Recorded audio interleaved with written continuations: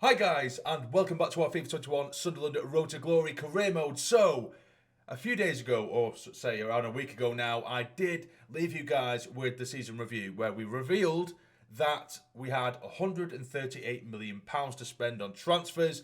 Now, I have spent a large bulk of that already. I have done it off camera because I was going to record quite a bit of it, but a few negotiations didn't go to plan or they ended up getting a bit dragged out. So it ended up being like an hour's worth of footage, which it would have been a very boring episode. So I've done quite a big bulk, not all of it, but I've done quite a big bulk off camera on the 1st of July. We've already made 4 signings, all signings that have been or come from your guys' suggestions. I appreciate your guys' suggestions from the review. A lot of you guys seem to agree with the players I wanted to sell, put out on loan, stuff like that. Everyone seemed to be in agreement.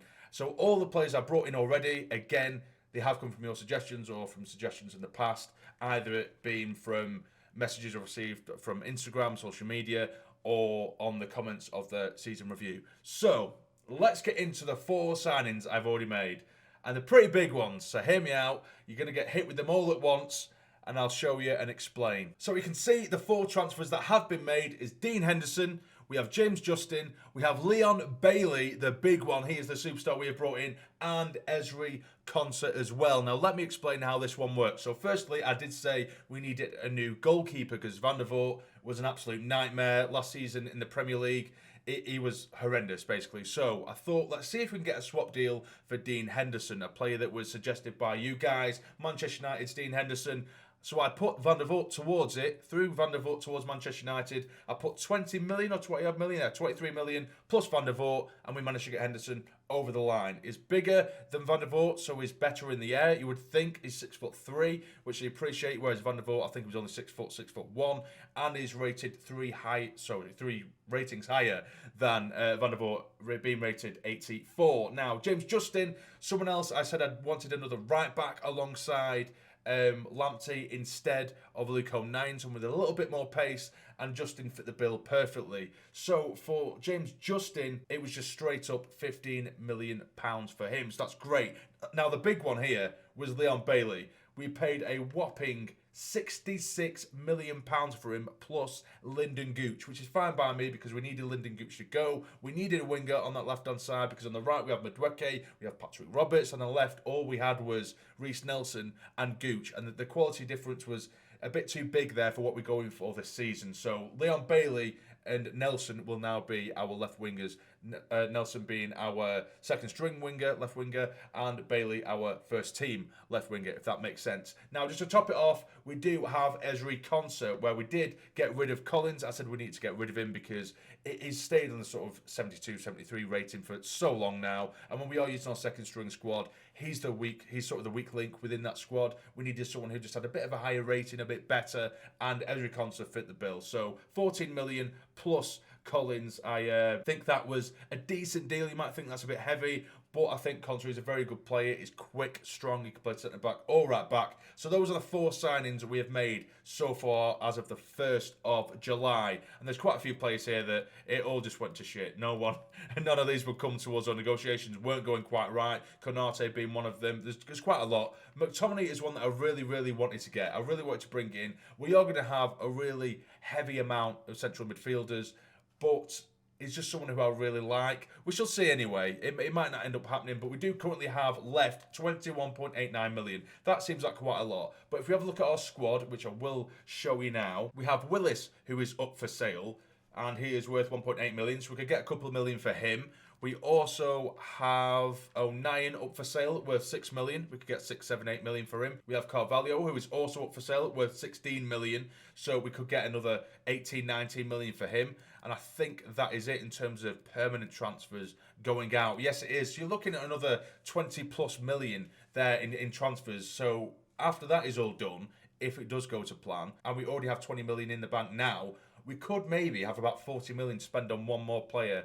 And I don't want to obviously just spend it for the sake of it, but if we look at our central midfielders, again, it is quite heavy. Oxlade-Chamberlain is coming in, by the way, who is graded 80 or 81, I believe. And we already have Gravenberch, Bryce and Bellingham. So we already have 4 central midfielders, all around a very similar rating, which I don't mind, particularly Bryce and Bellingham and Gravenberch. They're all going to improve drastically as the season goes on. So should I get another more of an attacking midfielder to put in there?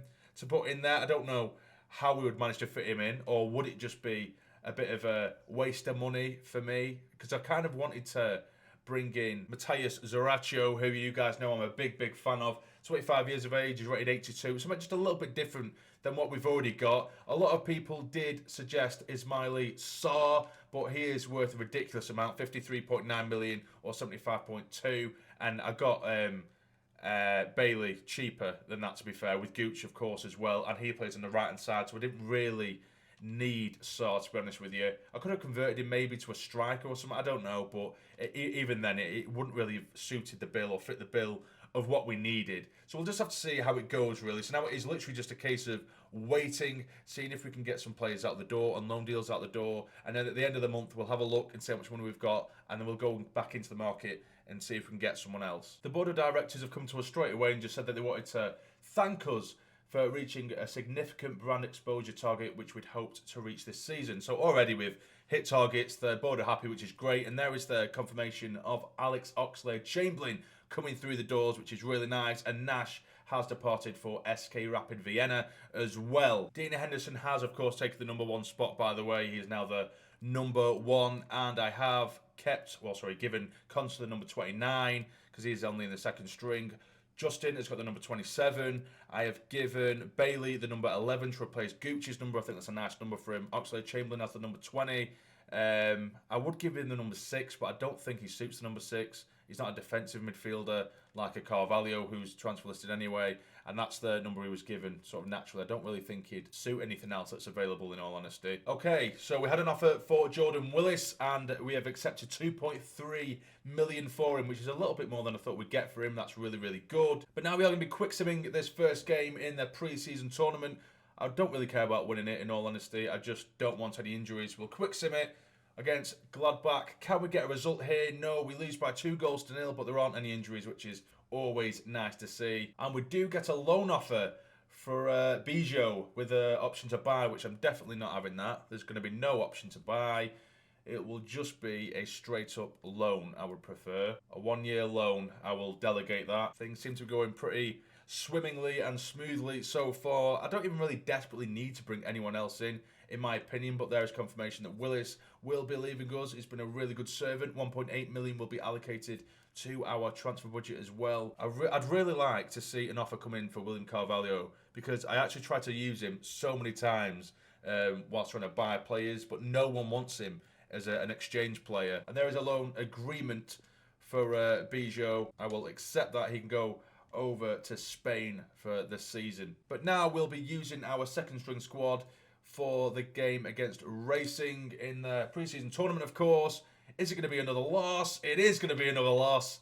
Jesus Christ, come on, lads. The quick sim really isn't in our favour this season, is it? Well, we're certainly not progressing through to the further stages of this pre-season tournament, but can we end it with a win, please, lads? And we win by 4-3. What a game that is. Bailey getting himself a goal. Frenchie in there. Anyone else? Pedro. Bailey again.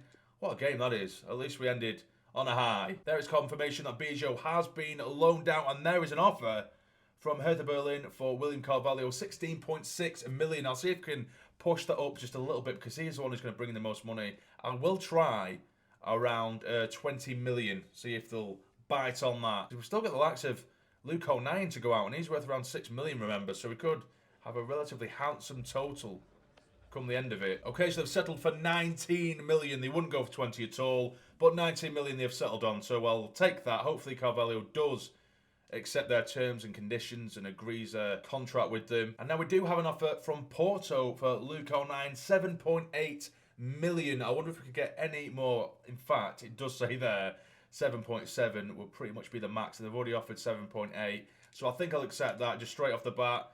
He deserves to go out and get some regular game time. He has been brilliant. He's been a great servant to us, Luke O'Nien, but Lamptey came in and just took over and absolutely shone last season which really hampered his chances of getting too much game time. Okay, so there is confirmation that William Carvalho has been sold for 19 million and 16.5 million will be put into our transfer budget. But the Luke O'Nien deal has fallen through. They could not agree terms, which is very annoying, just as everything seemed to be falling into place. Luke O'Nien screws it up. Oh, and by the way, the plan for this episode is literally to get through all the transfer stuff, and then we are going to be playing the first game of the season, and that is going to be this episode. So it could potentially be a very short one, but it all depends on how this transfer stuff goes, because it does take a lot of time, as you can see. Wolves have now just come in for Luke O'Nien, 7.2 million they have offered. I think we might be able to get about a million more. I would hope. I'd like to think anyway. We'll see if we can get about 8 million or 7.8, 7.9 million. 8 million. Will Wolves be willing to pay 8 million? No, 7.3.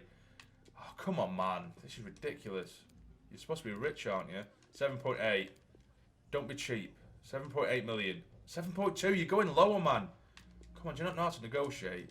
7.6. Jesus Christ. You're really pushing me to limit here, aren't you? No. Jesus, you cheapskate, man. Get out. That was an absolute waste of time. You wasted everybody's time, especially Luke O'Nien's. You don't waste Luke O'Nien's time. So now this is a third transfer offer for Luke O'Nien. They're getting less and less as well. Of course, Wolves didn't like 7.6 million. Brighton come in with 6.6. That's not happening. I'll go straight for 7.7, which is his max anyway. So if they just walk out and storm out, then they can just do one. Joke of a club. 7.3, right, okay, that'll have to do. It's not what I wanted. It isn't ideal, but Luke O'Nien could potentially be going to Brighton for 7.3 million. Right, okay, I've got an idea. As you're coming to my head, I might be messing around a bit too much here, but I think I am going to go for another central midfielder. And then what I'll do is, for the first team squad, we'll do the 4-4-2. And then in the second string squad, we'll do a 4-5-1. If that makes sense. And we can just drop Sims. Because although, you know, I like Sims, he isn't crucial to my plans, really. Jones, João Pedro and Frenchie are the ones I care most about. In the striking department anyway. So in doing that, it fits all our midfielders in every game. And obviously, and when I say every game, I mean when we do our quick sim games, that's when we use our second string. So, yeah, I think that's what I'm going to do. I'm going to try and go for a central midfielder, and it's going to be Zaracho. I really, really want Zaracho. You might be thinking, Joel, you're just piling up these midfielders for no reason. I've been moaning about Zaracho for ages. Let me treat myself, all right? You can play in the centre as a cam or on the right. But every time we played him, if you can remember, if you were here anyway at that point, last series in FIFA 20, Arsenal signed Zaracho, and he torn us a new one. We played him this year as well in this series, and he looked brilliant then. So it's written in the stars. It's teasing me, and I just want to use him because he looks really, really good. He looks like a good player, and an interesting player, an enjoyable player to use within your squad. Start off with 34 million, which is what he's worth. They come back with 52.6. That definitely isn't going to happen, young man. 45 million for Zaracho. Come on, let us have him. Let us have him. 46.9. Okay, right, that sounds a bit better, but we are rinsing ourselves here. 46 million, bang on. Let us have the man. Come on. Yes, he's agreed to it. Thank God. I really want Zaracho, all right? Let's go to the negotiations, and hopefully we can come to an agreement. And I'll show you what I mean later on when I was talking about the formations and systems. Okay, so I'll give him an important role. He might want crucial. Okay, important's fine. So we won't moan too much. We'll put him on a 4-year deal. I think that is fair. Yep, he's got player face as well, of course, which I really love. Disregard a release clause. How much money would he want? He's 82 rated. 54k isn't much for an 82 rated player. So he's going to want more. He's going to want more. And I have surplus money as well. I think about 80k would be fair. In fact, I think Bailey's on like 80k, which isn't that much. So I think 70 might be fair for him. I'll try 70k because I don't want to mess it up. Please accept it. He's happy with it. 70k and Zaracho is ours. We finally get Zaracho on our side. I'm buzzing with that. Zaracho, 82 rated, can play in the centre as a cam, on the right as well. We'll have a proper look at his stats. There he is, again, 82 rated, 4-star skill moves, 4-star weak foot. He's right-footed as well. He isn't the biggest lad. He's only 5'7", but that's what I think makes him so good and so difficult for some players to get the ball off him because he's just a little magician. His acceleration 92, agility 93, balance 92, sprint speed 87, stamina 87.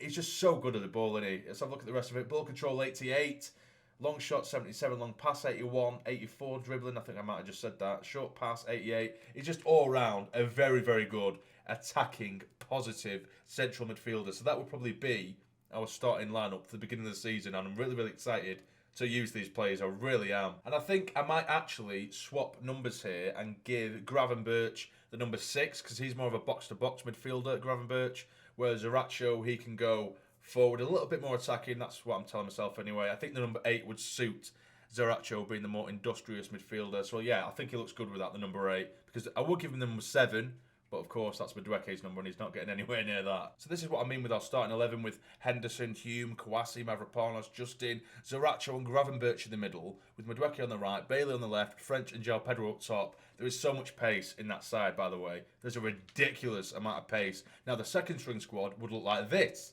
which I think is a brilliant midfield that is so, so solid, with Bellingham, Chamberlain, Bright in there as well, with Jones alone up top. And to be honest with you, I don't really have much of an attachment to Sims, so we'll use him if we need to, but I don't really mind about upsetting Sims, if I'm going to be completely honest. And here is our monthly scouting report from our youth squad.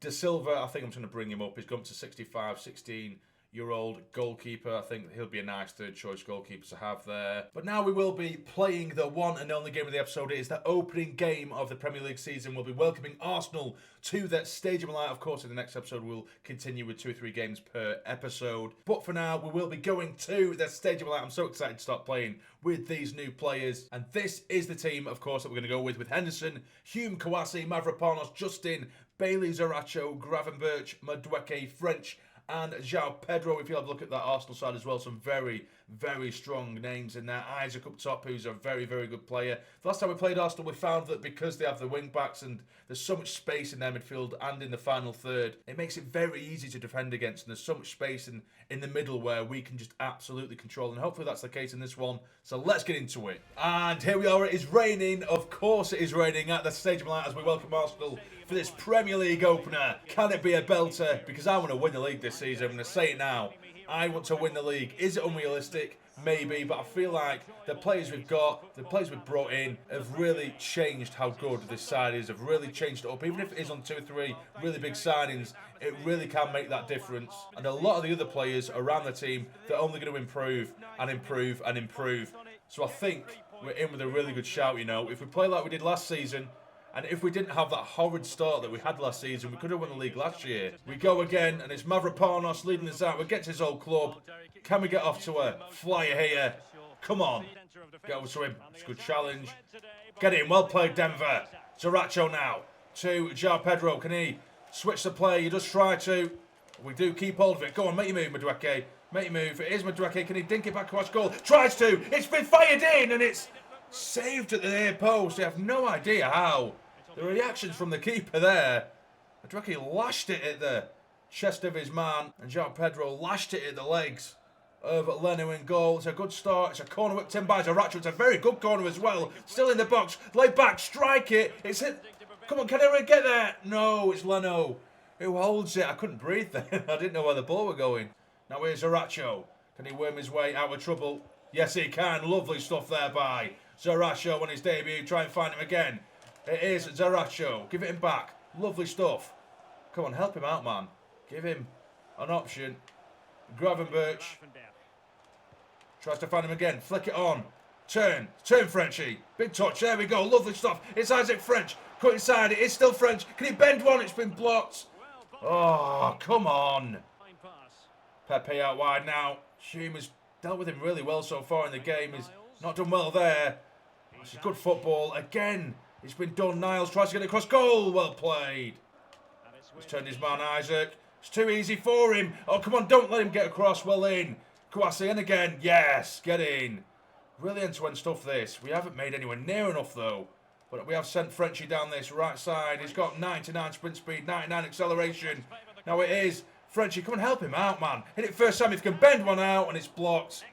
We can't find a way through this Arsenal defence at all. We're going to have to change it up, I think, in the second half, maybe. Or just change the way we're approaching this.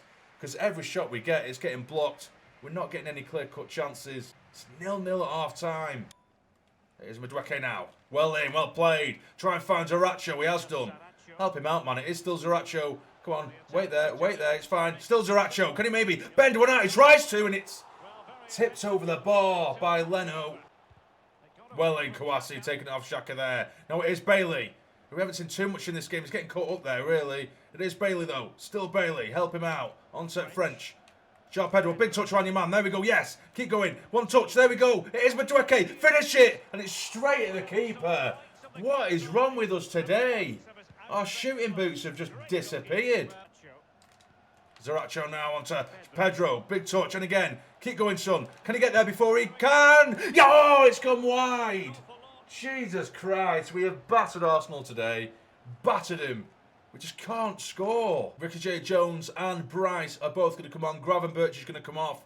And João Pedro is going to come off as well. Hopefully we can sneak a winner here because we deserve it. We absolutely deserve a winner. We're doing absolutely everything but score. Here's Bailey now onto Denver Hume. Can he find Bailey again? Yes, he can. Big touch, Bailey. There we are. Well in, son. The new lad. Whips a decent ball in. No one there. And they're going to get this one away, I think. Yes, they are. Get in. Well in, Mavropanos. That should be our ball, surely. Yes, it is. Just over 10 minutes remain. Come on, lads. We get one last attack. They've had nothing in the second half, Arsenal. We've dominated in every aspect of the word. Zaracho out wide for Denver Hume. Come on, they're a bit high up here. Try and find your man. Frenchie, go on, get it in. Get it in. Frenchie, you've got this all by yourself. Go. Knock it on to Ricky J. Jones, surely. Finish. Yes, it's in. It's 1-0 and we finally get our reward. We definitely get what we deserve. And it's Ricky J. Jones, the substitute, that gets it. Come on. Is this going to be the goal that hands us on opening day? 3 points. It was knocked on to Ricky J. Jones all over the place, the Arsenal backline there. First time we've really managed to get through them. And Ricky J. Jones takes that chance. 82 minutes gone. Please don't mess this up now, lads. Please. Arsenal have had nothing in this game at all. Onto Zaracho. Turn, I can see Bailey. Leon Bailey make a move on this left side. He does keep it in. It is Bailey. Help out. Get in between them both. Yes, well in. Bailey, can he maybe dig one out? He tries to. Oh, that would have been beautiful, wouldn't it? On his debut. It's not to be. Come on, get it away. Get it away. That should be a foul, but I don't think it's got to be. It is Zaracho now. Big touch. And again, flick it on for Ricky J. Jones. Can he take it past his man? He can't. But the whistle is going to go now, surely. Yes, it has done. 3 points to start the season off. That was such a frustrating game.